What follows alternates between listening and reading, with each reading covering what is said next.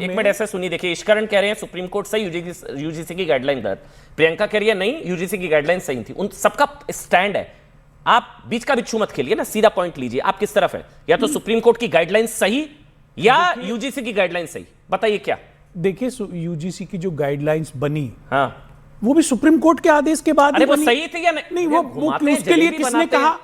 Supreme court का फैसला सही या नहीं? मुझे जलेबी नहीं बनानी। सुप्रीम कोर्ट का फैसला सही या नहीं? सुप्रीम कोर्ट का फैसला विरोधाभासी है। सुप्रीम कोर्ट ही कह रहा है कि आप यूजीसी गाइडलाइंस बनाओ, और जब गाइडलाइन बनी तो आपने उनको रोक दिया। आपने बहुत बड़ी बड़ी बातें रख दी। नहीं कहा था, नहीं गलत, ये फिर आपको गलत जानकारी है। लीजिए, सुप्रीम कोर्ट ने गाइडलाइन बनाने के लिए बोला था, ये नहीं बोला था कि इसकी परिधि से जनरल कास्ट को बाहर कर दो। सर ये सुप्रीम कोर्ट ने नहीं कहा था। ये सुप्रीम कोर्ट ने नहीं कहा था कि फर्जी केस पाए जाने पर दंडात्मक कार्रवाई का प्रावधान ना हो। अरे तो सर किसकी सरकार बनाएगी? ईश्वरण जी की सरकार तो सुप्रीम कोर्ट ने नहीं कहा था, ये बीजेपी की सरकार ही तो बनाएगी। अच्छा, सुप्रीम कोर्ट की दुबे जी की विरोधाभासी बनाएगी। सुप्रीम कोर्ट का फैसला विरोधाभासी है। देखिए, एक मिनट, सबको संरक्षण का अधिकार है। ईबीसी के लोग, जो सामान्य वर्ग के लोग हैं, बहुत से विषम परिस्थितियों में हैं, उनको भी संरक्षण मिलना चाहिए।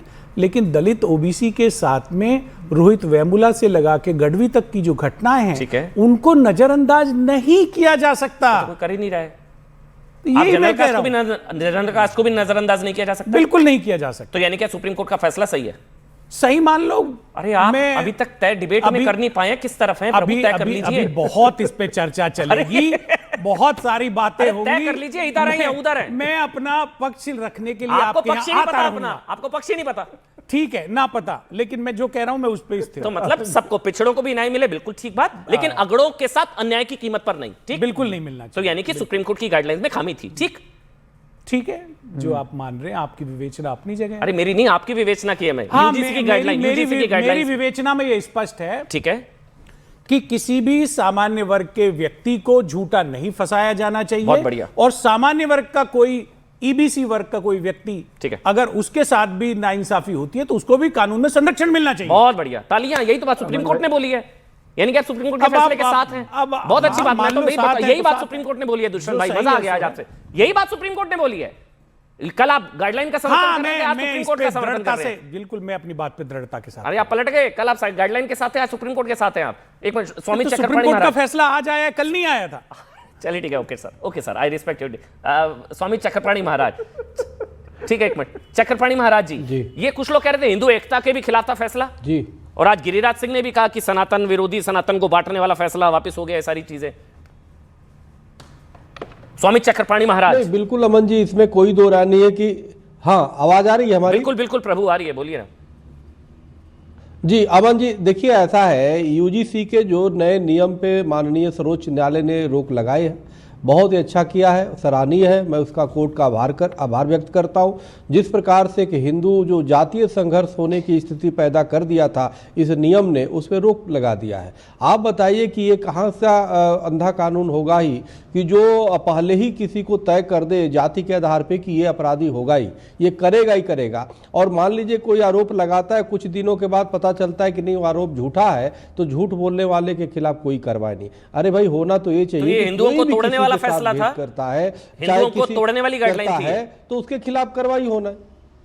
हाँ, स्वाभाविक है वो। तो आप देखो ना, आप एक सामान्य वर्ग तो मोदी सरकार के दौरान है, यानी कि मोदी सरकार तोड़ने वाली गाइडलाइन लेकर आई, अपराधी साबित कर दे रहे हो जी। ये तो मोदी सरकार के दौरान है, तो मोदी सरकार तोड़ने वाली गाइडलाइन लेकर आई, हिंदुओं को तोड़ने वाली सरकार। कोई देखिए, मोदी सरकार तो सरकार है, वो तो स्वाभाविक है, बिल्कुल गलत किया है जो भी किया है, और इसीलिए तो सर्वोच्च न्यायालय ने रोक लगाया। और मोदी सरकार से बिल्कुल ऐसी आशा नहीं थी कि इस तरह की कोई भी कानून, जो सामान्य वर्ग हर राष्ट्र सेवा में, धर्म की सेवा में हर प्रकार से खड़ा होता है सरकार के साथ, उसके खिलाफ इस तरह के कानून बनाना, इससे बड़ा दुर्भाग्यपूर्ण कुछ नहीं हो सकता। और ये बड़ा निंदनीय है, ऐसे कानून नहीं बनने चाहिए। हमें तो जातियों को वो करने के लिए हिंदू समाज एक तरफ नारे देते हैं कि हिंदू बटेगा तो कटेगा, दूसरी तरफ बांटने की ये नीति, ये बहुत दुर्भाग्यपूर्ण है। सर्वोच्च न्यायालय का बहुत बहुत आभार व्यक्त करता हूं। ऐसा हो गया ना सर, दिया ये मैं तो इसका एक राजनीतिक विश्लेषण ऐसे करता हूं, जर्मनी में मैं एक राजनीतिक विश्लेषण ऐसे करता हूं कि सांप भी मर गया, लाठी भी नहीं टूटी।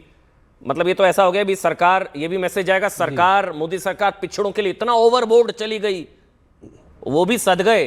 कोर्ट ने जो है रोक लगा दी, तो वो भी सद गए। तो ये तो जो सरकार नहीं कर सकती, लेकिन क्योंकि देखिए, अगर करती अमन जी- सरकार तो एंटी ओबीसी एंटी पिछड़ा हो जाती। सरकार ने किया भी नहीं, कोर्ट ने रोक लगा दी। अमन तो जी- ये तो, हाँ बताइए बताइए बताइए, फिर प्रियंका जी आ रहा हूं, देखिए- 30 सेकंड।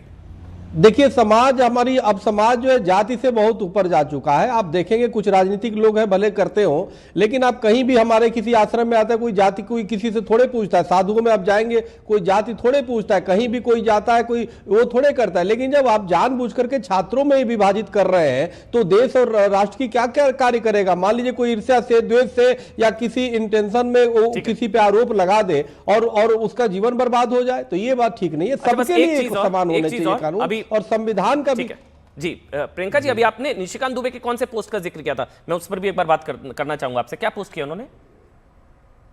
आखिरी लाइन उसका पढ़िए ना, आपके पास पोस्ट तो पहुंच गया है, सबसे आखिरी लाइन पढ़िएगा क्या नहीं, लिखा मेरे है। पास पहुंचा नहीं, मैं खोल लेता हूं एक बार।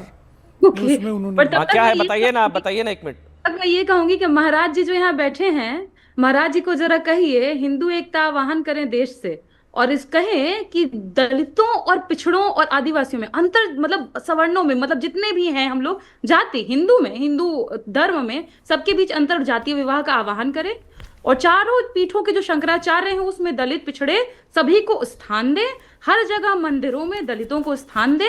जैसे बिल्कुल ठीक कभी बात है। एक पिछड़े समुदाय से आने वाले मुख्यमंत्री के मंदिर जाने के बाद मंदिर ढोया गया, वैसा कभी गलत ना है। हो। भाई आप सनातनी होंगी तभी तो मंदिर में स्थान मिलेगा। जब अंतर्जातीय पूजा विवाह, पाठ करेंगी, अंतर्जातीय देवी विवाह देवता का के बारे में आह्वान करें। जानोगी तभी तो होगा ना। ठीक बात है, बिल्कुल आज ठीक कह रही है देश के प्रियंका। नहीं, आप बताओ देश के राष्ट्रपति नहीं अमन जी, ठीक कह रही है। जब देश के राष्ट्रपति पद पे हमारे एसटी समाज के हैं, आप देश के प्रधानमंत्री हमारे ओबी समाज अंतर्जातीय के विवाह हैं, पर आपका देश क्या के मत है? मैं बस भाई, इंटरकास्ट मैरिज, हाँ ठीक है, हो रही है, दलित समाज ये से तो आज थे। इंटरकास्ट आप मैरिज तो में आप वो तो हो रही है, आप- होनी चाहिए। अंतर्जातीय और विवाह पर सामान्य क्या वर्ग मत क्या नहीं प्रॉब्लम है करें कि भाई हमें ही इसमें? बैठाओ, अंतर्जातीय ये तो विवाह कोई पे बात आपका नहीं क्या हुई मत है? ना। महाराज से पूछिएगा एक बार। अच्छा, महाराज जी बता दीजिए। अंतर्जातीय विवाह पे क्या मत है? इंटरकास्ट में बताइए। हाँ होना बिल्कुल, चाहिए। जो करना है वो करता ही है बस भाई। बात हमारे करना सनातन बताइए। धर्म में कोई किसी को ये रोक नहीं बोलिए। है, और ये किसके कहिए नहीं करना होता है, चाहिए। कहाँ कोई अरे ये रोकता क्या बात है। हुई भाई? आप ये बोल दीजिए कि फर्जी केस वालों पर कार्रवाई होनी चाहिए। ये करना चाहिए महाराज जी। हाँ, इंटरकास्ट मैरिज हो, जिसको करना करे। आपको तो मैं मान रही हूँ, मैं महाराज जी से पूछ रही हूँ। महाराज जी जरा कहिए एक बार, अंतर्जातीय विवाह पूरे देश भर जी में बोलिए होना ना। चाहिए। अरे चाहिए क्यों भाई, जबरदस्ती थोड़ी ना कर देंगे, जिसको करना है करे। कहिए।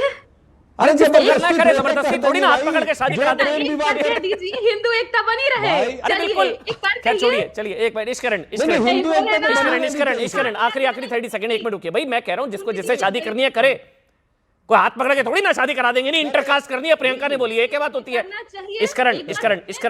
Ishkaran 30 second please. अमन जी, दो बातें। हाँ दो बातें। सर, 10 इस सेकंड है। देश में मुझे पता नहीं, अगर आपने सिर्फ राजनीतिक चश्मा ना पहना हो तो इंटरकास्ट मैरिजेस रोज हो रही हैं, रोज कोर्ट रोज हो में रही हैं। लोग